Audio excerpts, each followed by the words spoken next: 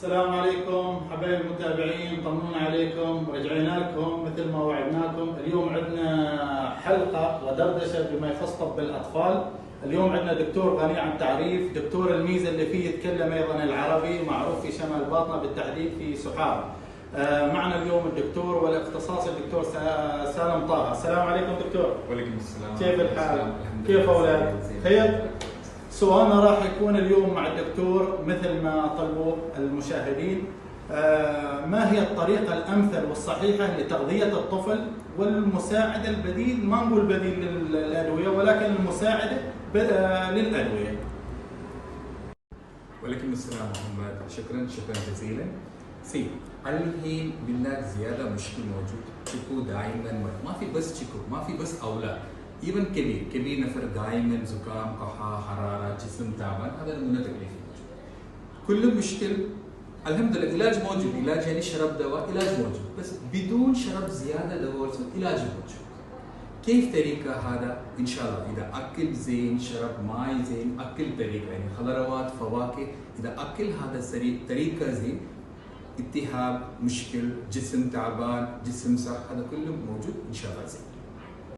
دكتور سالم، الآن إذا عند الطفل زكام أو كحة، كيف طريقة العلاج وأيضا التغذية؟ محمد صديق، ليش في مشكل موجود سبب زكام كحة؟ سئير شكو زكام كحة سبب أنف مشكل موجود، محات في أنف، سئير شكو ما أعرف كيف ريد يطلع برا، هذا روح تحت موجود كحة، يعني بلغم موجود داخل خلق سبب كحة. يوم أكل روب لبن جبن يعني ألبان، نفرات زكام إذا أكل يا شرب ألبان بلغم موجود زيادة، هذا سبب كحة موجود زيادة. يعني أي شيكو زكام موجود يا كحة موجود، في الليل أكل ألبان روب لبن جبن ممنوع. سكريات، ليش مشكل موجود سكريات؟ سبب سكريات جسم مناروك تحت، جسم مناروك تحت التهاب زيادة قوي. نعم. يعني يوم زكام كحة حلاوة ممنوع، حلاوة روب لبن جبن روب ممنوع. اوكي دكتور سالم، الان انت تكلمت عن الريزن، عن الاسباب، الان كيف طريقه العلاج؟ نعم. كيف طريقه العلاج؟ ليش نتكلم؟ بلغم موجود منها، ريد هذا محات روح برا. نعم. كبير نفر كيف تو عرف، صغير شكو ما عرف. اول علاج طريقه ريد انف تنظيف. نعم.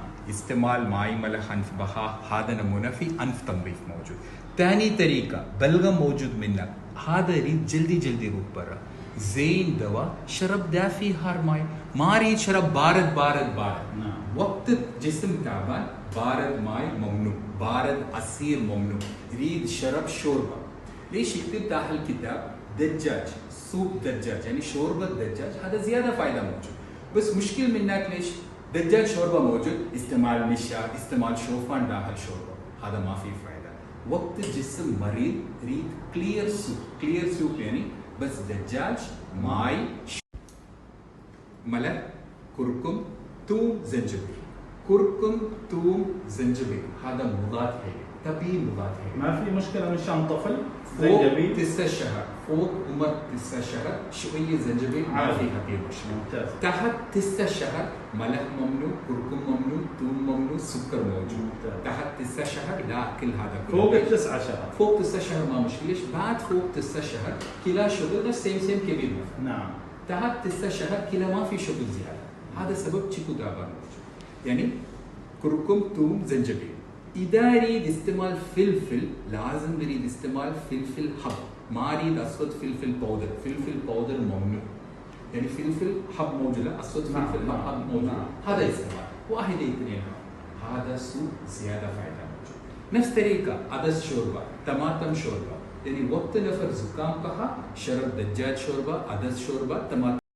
ثاني شوربة خلاص، شرب دافي هارماي خلاص، شرب ليمون عصير. ليمون عصير كيف فائدة موجود؟ وسخ تنظيف فائدة موجود. ليمون عصير موجود فيتامين سي، بس وقت استعمال ليمون عصير سكر موجود. برتقال ولا ليمون؟ ليمون حامض. مشكل ليش؟ إذا استعمال سكر ليمون فائدة موجود. ليمون ماي يا ليمون شوي ملح ما مشكلة. طفل فوق 9 شهور. 9 شهور.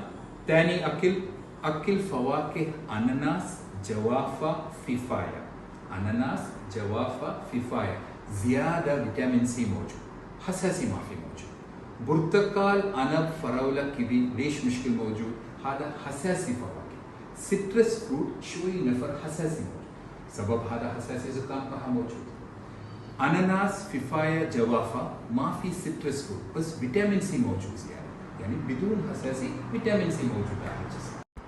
اتمنى الحلقه عجبتكم، حلقتكم مثريه، اتمنى من كل الامهات اللي يتابعنا يستفيدون من ذي الحلقه، اللي عندها طفل متعدد 9 شهور واللي تحت ال9 شهور كيف طريقه تغذيه الطفل عند اعراض الزكام والكحه. من هنا لا يسعني الا اشكر الدكتور سالم على هذه المعلومات، وان شاء الله راح ناخذ حلقه معاه مره ثانيه بما يخص التهابات البول والامساك عند الاطفال. شكرا جزيلا دكتور.